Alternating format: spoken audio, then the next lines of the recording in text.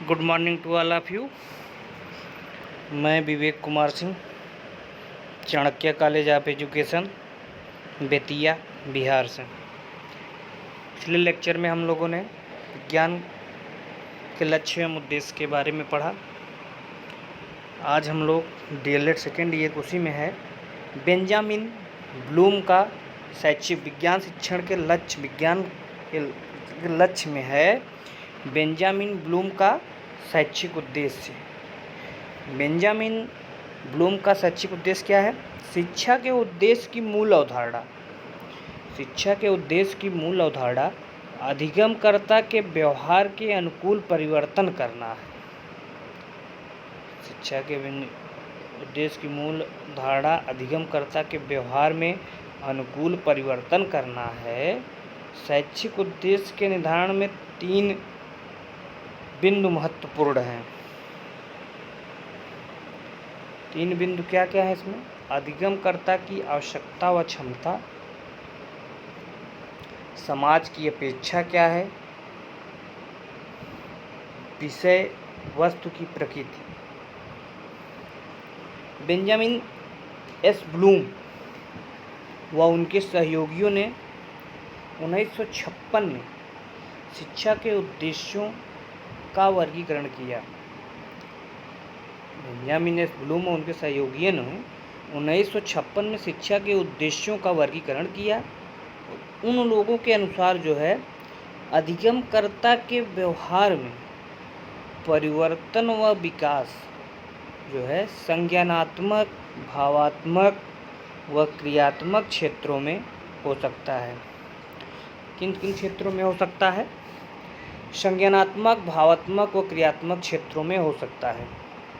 मानसिक योग्यता के विकास के क्रम का ध्यान रखते हुए, मानसिक योग्यता के विकास के क्रम जो है उसका ध्यान रखते हुए सभी क्षेत्रों के अंतर्गत शैक्षिक उद्देश्य को तार्किक व मनोवैज्ञानिक रूप से प्रस्तुत किया गया है।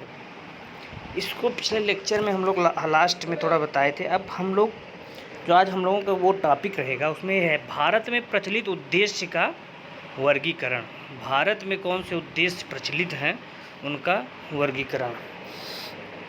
ब्लूम के शैक्षिक उद्देश्यों के वर्गीकरण, ब्लूम महोदय के शैक्षिक उद्देश्यों के वर्गीकरण को व्यवहारिक रूप से जटिल अनुभव किया गया। व्यवहारिक रूप से कैसा अनुभव किया गया? जटिल अनुभव किया गया। अतः इसे व्यवहारिक रूप देने का प्रयत्न किया गया। इसे व्यवहारिक रूप देने का प्रयत्न किया गया। ब्लूम के वर्गीकरण के आधार पर एनसीईआरटी के शैक्षिक उद्देश्य का वर्गीकरण किया है। ये है अधिगम, लर्निंग, अनुदेशन, इंस्ट्रक्शन, मूल्यांकन, इवैल्यूएशन व प्रतिपुष्टि, फीडबैक हेतु व्यवहारिक हैं। विज्ञान विषय के अनुदेशन में इन्हीं उद्देश्यों को स्वीकार किया गया है। ये निम्न है। किस प्रकार है? नंबर 1 हमारा है ज्ञानात्मक। ज्ञानात्मक में क्या है? इसे 2 भागों में वर्गीकृत किया गया है। ज्ञानात्मक को 2 भागों में वर्गीकृत किया गया है। पहला है पुनः स्मरण और पहचान, रिकॉल और रिकॉग्नाइजेशन। रिकॉल, पुनः स्मरण क्या है? विषय वस्तु की दृष्टि से पुनः स्मरण को निम्न रूप से सूचीबद्ध कर सकते हैं। पद, परिभाषाएं, तथ्य, तकनीक, विधियां, नियम, सिद्धांत, संकेत, सूत्र आदि का पुनः स्मरण। दूसरा है इसमें पहचान।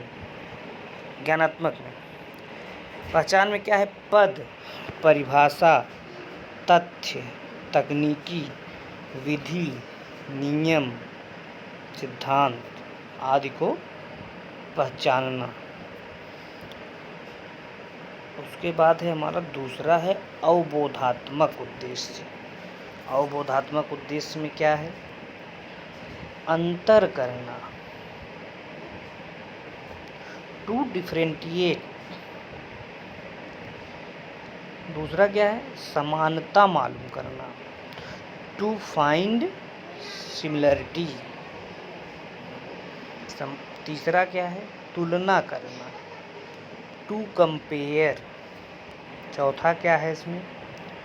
स्वयं के शब्दों में परिभाषा देना, to define in own words.